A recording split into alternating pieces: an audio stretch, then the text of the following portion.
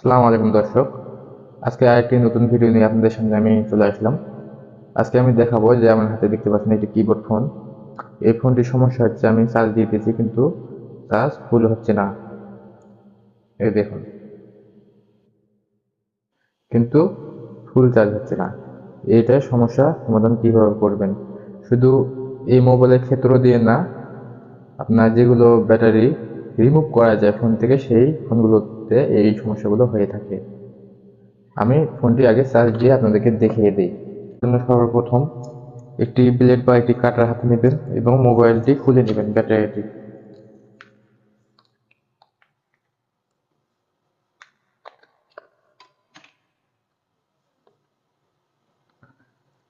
এখানে দেখুন ব্যাটারি টার্মিনালে কোনো রকম জম নেই, তার মানে ব্যাটারিতে সমস্যা নেই। বুঝতে পারছেন? দেখুন, এখানে কিন্তু কোনো জম নেই। তবুও আমি এখান থেকে একটু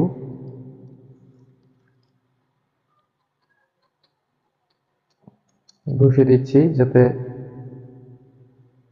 কানেকশনটি ভালোভাবে পায়।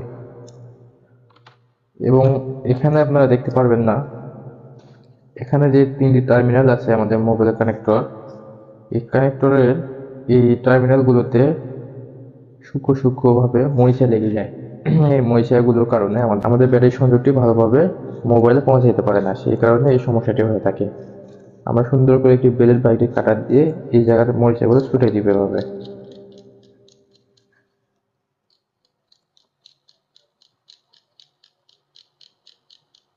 আসলে এগুলো